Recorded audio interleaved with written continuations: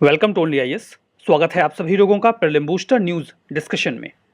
आज है 14 जुलाई 2021। तो आइए देख लेते हैं कि ऐसे कौन से इंपॉर्टेंट आर्टिकल्स हैं जो आज हम कवर करने वाले हैं। उसके पहले जानकारी है प्रारंभ 2 के बारे में। प्रारंभ 1 की बैचेस जो हैं बैच वो लॉन्च हो चुकी है। जिन लोगों ने भी उसमें इनरोल नहीं किया था वो प्रारंभ 2 में खुद को इनरोल कर सकते हैं। जैसा कि मैंने आपको पहले ही बताया था, इस बैच को फ्रीली एक्सेस किया जा सकता है 12, 13 और 14 जुलाई को। तो इनकी क्लासेस वहाँ पे अवेलेबल हैं। That is just to allow you to check कि क्वालिटी कैसी है लेक्चर्स वगैरह की। बाकी अगर आप कुछ और जानकारी चाहते हैं तो इस नंबर पे कांटेक्ट कर लीजिएगा। हमारा पहला आर्टिकल वाइपर मिशन के बारे में है। नासा ने अनाउंस किया है वाइपर मिशन 2023 में फाइनली इसे लॉन्च किए जाने का प्लान है। फुल फॉर्म है वोलाटाइल्स इन्वेस्टिगेटिंग पोलर एक्सप्लोरेशन रोवर। जैसा कि नाम में लिखा हुआ है इन्वेस्टिगेटिंग, इससे ये तो स्पष्ट हो गया कि ये कुछ न कुछ इन्वेस्टिगेट करेंगे। फर्दर यहाँ पर एक वर्ड है पोलर। इससे ये भ्रम हो सकता है कि क्या ये अर्थ के पोल पर भेजा जाएगा, ऐसा नहीं है। अगर ये नासा का मिशन है तो डेफिनेटली जो सेलेस्टियल बॉडी होगी कोई, वहाँ पर भेजा जाएगा। तो जिस सेलेस्टियल बॉडी पे इसे भेजा जाना है वो है मून। तो इससे ये स्पष्ट हो गया कि ये मून के पोलर रीजन पे भेजा जाएगा, जहाँ पर ये कुछ इन्वेस्टिगेट करेगा या फिर कुछ एक्सप्लोर करेगा। समझते हैं। It is a kind of mobile robot. Mobile robot का मतलब ये बिल्कुल नहीं है कि आप इसे मोबाइल से ऑपरेट करेंगे। मोबाइल रोबोट का मतलब ये है कि ये मूव कर सकता है, एक जगह से दूसरी जगह जाकर कुछ पता कर सकता है। ये किसी दूसरी सेलेस्टियल बॉडी पर भेजा जाने वाला, यानी अर्थ के बाहर किसी सेलेस्टियल बॉडी पर भेजा जाने वाला पहला रिसोर्स मैपिंग मिशन है। ध्यान दीजिएगा, मिशन तो बहुत पहले भी गए हैं, लेकिन रिसोर्सेस को मैप करने वाला ये पहला मिशन है। सेलेस्टियल बॉडी का मतलब मैं आपको बता देता हूं, ये कोई भी नेचुरल बॉडी होती है जो आपको अर्थ के एटमॉस्फेयर के बाहर मिलती है। एग्जाम्पल के तौर पे मून, सन या फिर बाकी के अदर प्लैनेट्स, इन सभी को आप सेलेस्टियल बॉडी की श्रेणी में डाल सकते हैं। रिसोर्स मैपिंग करने वाला पहला मिशन है। नासा का जो कमर्शियल लूनर पेलोड सर्विस है वो इसके लिए ना केवल लॉन्च व्हीकल प्रोवाइड करवा रहे हैं, बल्कि एक लैंडर भी प्रोवाइड करवा रहे हैं। ये पूरा 100 दिनों का मिशन होगा। अब ऑब्जेक्टिव क्या है? जैसा कि नाम से स्पष्ट था, ये एक्सप्लोर करेंगे मून के साउथ पोल के रीजन को, कि क्या वहां पर कोई रिसोर्स है क्या जो हमारे काम आ सकता है। देखिए, ये है अर्थ और ये है मून। मून का साउथ पोल का रीजन ये होगा। तो यहां पर हम पता करने की कोशिश करेंगे कि क्या कोई रिसोर्स है जो हमारे काम आ सकता है। लूनर रिसोर्सेस की मैपिंग कर लेगा ये भी इवैल्यूएट करेगा कि क्या वहां पर पानी की पर्याप्त मात्रा है या कोई और ऐसा रिसोर्स जो हमारे काम आ जाए। वाइपर जो है वो हमें इन्फॉर्म करेगा कि भविष्य में कौन सी ऐसी बढ़िया जगहें हैं चांद पर जहां पर हम अच्छी लैंडिंग कर सकते हैं, जहां पर हमें वाटर या फिर कुछ और रिसोर्स मिल जाएं जिनका इस्तेमाल हम कर सकें और लंबे समय तक वहां पर स्टे कर सकें। यहां पर देखिए, एक बात और आ रही है कि ये फ्यूचर जो लैंडिंग साइट्स हैं वो आर्टेमिस प्रोग्राम के लिए हमें आइडेंटिफाई करके बता सकता है। तो अब ये आर्टेमिस प्रोग्राम क्या है? देखिए, आर्टेमिस प्रोग्राम नासा ने लॉन्च किया था 2017 में, मतलब अनाउंस किया था इनफैक्ट, जहां पे उन्होंने ये बोला था कि ये 2024 में अपना अगला आदमी और पहली वुमेन चांद के सरफेस पे उतारेंगे। लास्ट टाइम इन्होंने जो लैंडिंग करवाई थी ह्यूमंस की, दैट वाज इन 1972, जो अपोलो लूनर मिशंस थे उनमें। जो आर्टेमिस होगा ये 3 फेजेस में जाएगा। पहला होगा आर्टेमिस 1। इसमें ये एक अनक्रूड फ्लाइट भेजेंगे, कोई होगा नहीं, जस्ट टू चेक कि बढ़िया से जा रहा है कि नहीं। फिर आएगा आर्टेमिस 2।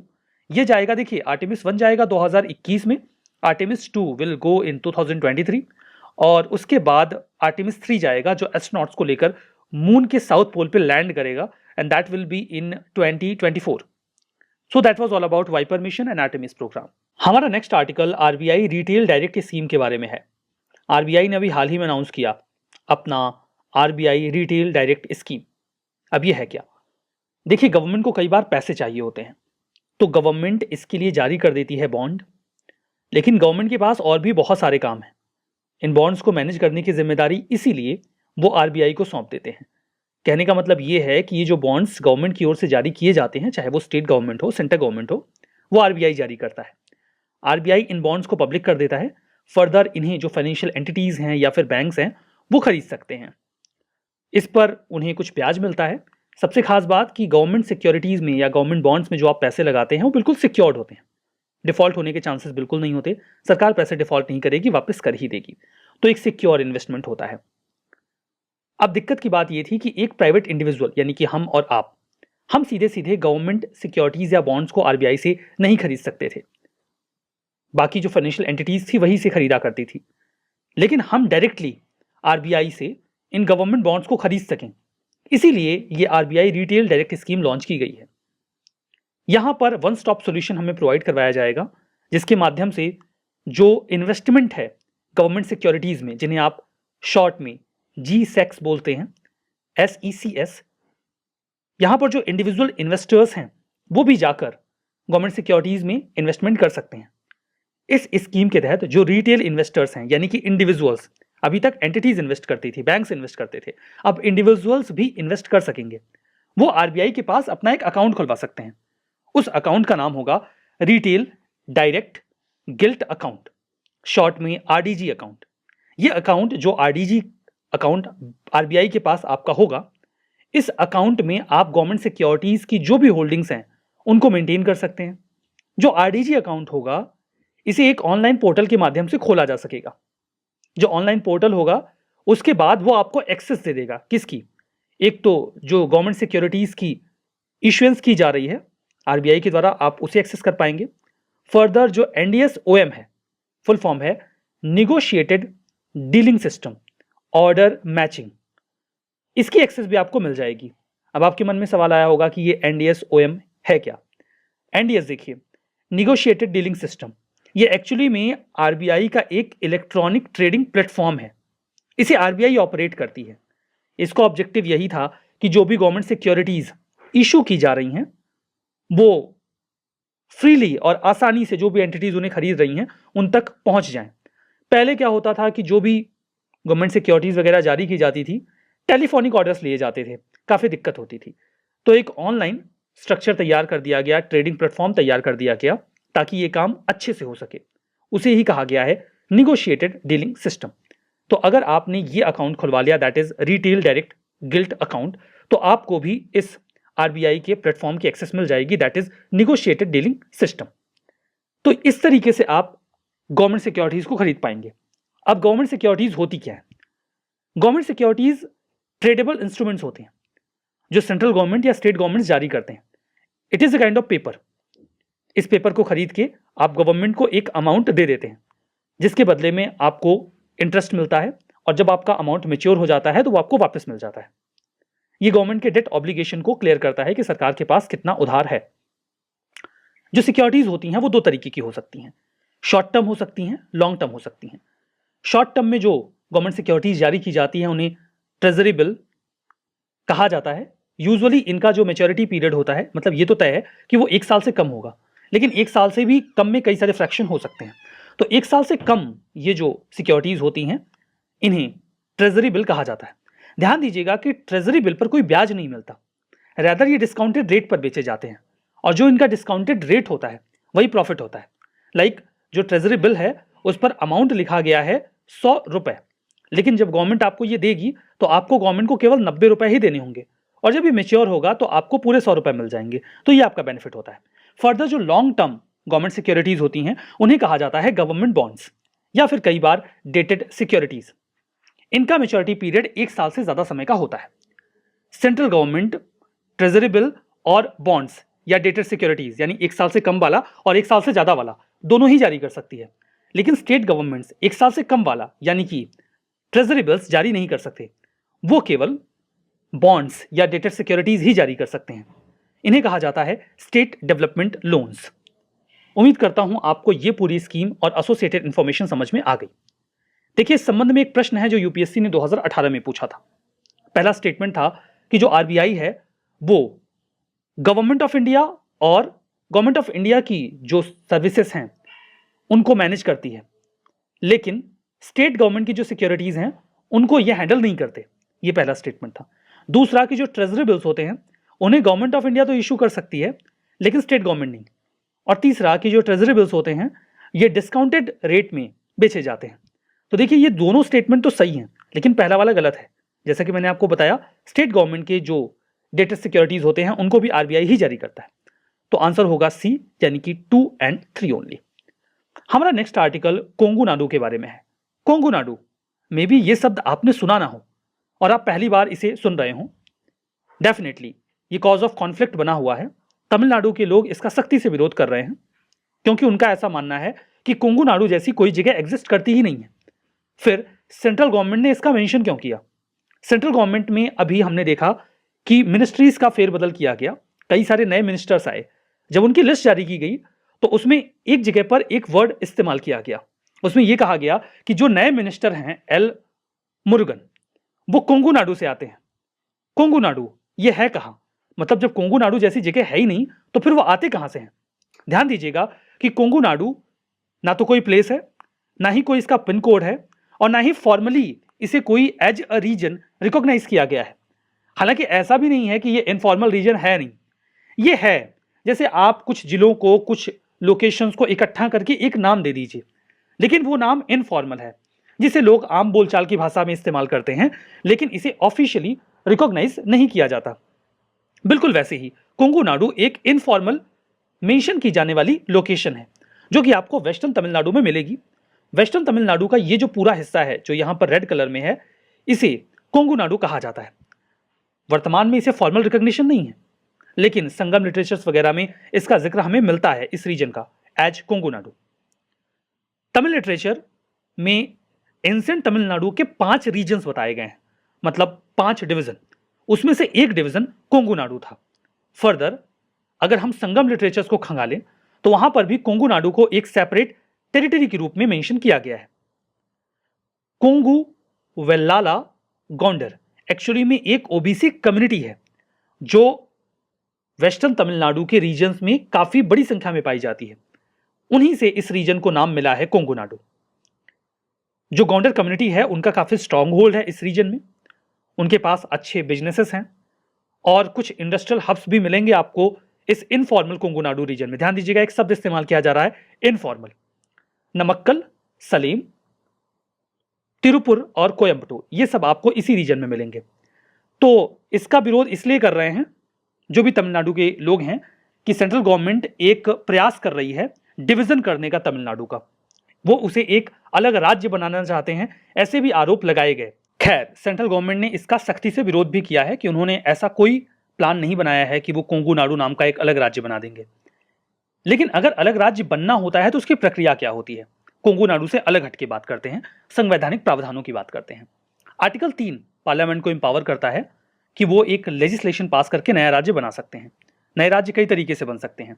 किसी राज्य की टेरिटरी को अलग करके नया राज्य बना देना, 2 राज्यों को आपस में मर्ज करके नया राज्य बना देना, 2 राज्यों के थोड़े थोड़े हिस्सों को जोड़कर एक नया राज्य बना देना, या फिर कुछ टेरिटरीज को यूनाइट करके नया राज्य बनाना। पार्लियामेंट के पास आर्टिकल 3 के तहत यह पावर है कि वो किसी भी राज्य की बाउंड्री को अल्टर कर सकते हैं, उसका नाम बदल सकते हैं। इस संबंध में कोई भी बिल पार्लियामेंट के किसी भी हाउस में आ सकता है, चाहे लोकसभा या राज्यसभा। हालांकि इसके लिए प्रेसिडेंट की प्रायर रिकमेंडेशन रिक्वायर्ड होती है। प्रेसिडेंट इस संबंध में सजेशंस भी मांगते हैं उस राज्य से, हालांकि ऑब्वियसली उनके सजेशंस बाध्यकारी नहीं होते। हमारा नेक्स्ट आर्टिकल गोलेन बैरे सिंड्रोम के बारे में है, जिसे आप शॉर्ट में जीबीएस बोल सकते हैं। हाल ही में यूएस रेगुलेटर्स ने यह कहा कि जॉनसन एंड जॉनसन की जो कोविड-19 की वैक्सीन है, इसे लगाने के बाद जीबीएस का खतरा थोड़ा बढ़ जाएगा या बढ़ता है, ये उन्होंने शंका व्यक्त की। अब ये जीबीएस है क्या भला?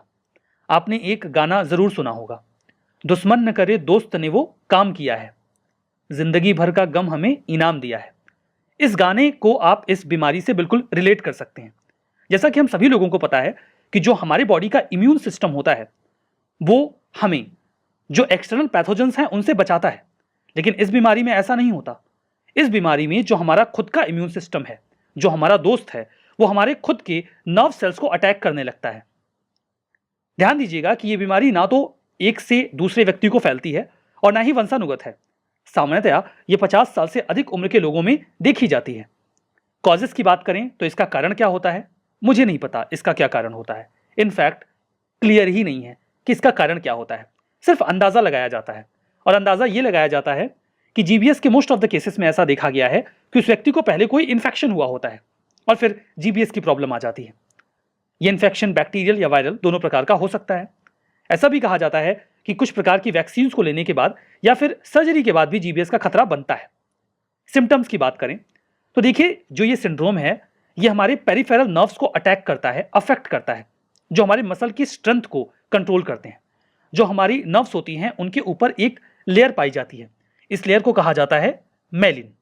ये जो मेलिन की लेयर होती है ये मसल से जुड़ी होती है और वो उन्हें मूवमेंट प्रोवाइड करती है। मूवमेंट देने के अलावा ये जो नर्व के पेरिफेरल एरियाज होते हैं ये हमारी जो फीलिंग ऑफ पेन है, टेम्परेचर है, टच है, इसे भी ट्रांसमिट करते हैं माइंड तक। लेकिन इस बीमारी में ये डिस्टॉर्ट हो जाते हैं। इन दैट केस जो सिग्नल्स हैं वो माइंड तक पहुंच नहीं पाते और बॉडी पार्ट को मूव करने में काफ़ी प्रॉब्लम होती है और कई बार सुई की नोक चुभने जैसा दर्द भी होता है। मसल्स वीक हो जाती हैं, जो सेंसेशन होती है हमारी मसल्स में, हाथों में या पैरों में, वो भी घटने लगती है, खत्म होने लगती है। देखा गया है कि जो कई सारे patients middle east respiratory syndrome से प्रभावित रहे उनमें जीबीएस हुआ। Further Zika, HIV, herpes virus या फिर कैंपिलोबैक्टर जेजुनी, जिन लोगों को भी ये बीमारियां थी उनको जीबीएस का खतरा रहा। ट्रीटमेंट की बात करें तो देखिए इसका कोई फुल फ्लेज ट्रीटमेंट नहीं है, मतलब जो सिम्टम्स हैं उन्हें ट्रीट किया जाता है। तो आईवीआईजी यानी कि इंट्रावेनस इम्यूनोग्लोबुलिन और प्लाज्मा थेरेपी ही इसमें मददगार साबित होती हैं। हमारा नेक्स्ट आर्टिकल इंडिया के पहले क्रिप्टोगैमिक गार्डन के बारे में है। इंडिया का जो पहला क्रिप्टोगैमिक गार्डन है जिसमें लाइकीन, फर्न्स, फंगई की लगभग 50 से ज़्यादा स्पीसीज मिलेंगी, इसे इनॉग्रेट किया गया है उत्तराखंड के देहरादून डिस्ट्रिक्ट में। यह है क्या? फर्स्ट ऑफ ऑल क्रिप्टोगैम क्या होते हैं? देखिए, क्रिप्टोगैम प्लांट का एक क्लासिफिकेशन है। क्रिप्टोगैम क्लासिफिकेशन में ऐसे प्लांट्स आते हैं जिनमें हिडन रिप्रोडक्शन होता है, मतलब रिप्रोडक्शन के लिए जो फ्लावर्स या सीड्स रिक्वायर्ड होते हैं वो इनमें नहीं होते, रेदर ये अपने स्पोर्स के माध्यम से रिप्रोडक्शन करते हैं। जो क्रिप्टोगैमी ये वर्ड है इसका मतलब भी हिडन रिप्रोडक्शन होता है, मतलब इनके पास रिप्रोडक्टिव स्ट्रक्चर विजिबल नहीं होता, सीड्स नहीं होते, फ्लावर्स नहीं होते, इसीलिए कई बार इन्हें फ्लावरलेस, सीडलेस प्लांट कहा जाता है या फिर लोअर प्लांट भी कहा जाता है। हैबिटेट की बात करें तो ऐसे प्लांट्स यूजुअली मॉइस्ट एनवायरनमेंट में उगते हैं। ये एक्वेटिक और टेरेस्ट्रियल प्लेसेस पर भी उग आते हैं। एल्गेई, ब्रायोफाइट्स, लाइकेन्स, फर्न्स और फंगाई ये क्रिप्टोगैम्स कैटेगरी में आने वाले कुछ बेस्ट नोन ग्रुप्स हैं। यहां पर कुछ स्टेटमेंट हैं, आपको ट्रू एंड फॉल्स बताना है।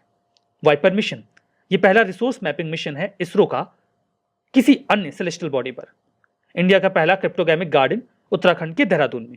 RBI retail direct scheme one stop solution होगा जो कि गवर्नमेंट सिक्योरिटीज में इंडिविजुअल इन्वेस्टर्स को अलाउ करेगा। Constitutional provision for creation of new state, ऐसा कोई बिल जो नए स्टेट की बात करता हो वो केवल राज्यसभा में ही इंट्रोड्यूस किया जा सकता है। गुलेन बैरे सिंड्रोम ये एक रेयर कंडीशन है जिसमें बॉडी का इम्यून सिस्टम नर्व सेल्स को अटैक करता है। बताइए कौन सा स्टेटमेंट सही है, कौन सा गलत। सेशन की पीडीएफ आपको ओनली आज के टेलीग्राम चैनल पे मिलेगी, तो आपको उसे ज्वाइन करना ही होगा बिकॉज डॉक्यूमेंट्स अवेल करने का इसके अलावा और कोई दूसरा तरीका नहीं है। ओनली एज नथिंग एल्स आप टेलीग्राम में सर्च कर लीजिएगा। 1 लाख से ज़्यादा सब्सक्राइबर वाला चैनल आपको दिख जाएगा, उसे ज्वाइन कर लीजिएगा, वहीं पर आपको ये डॉक्यूमेंट्स मिलेंगे। आज के इस सेशन में बस इतना ही। बहुत बहुत धन्यवाद।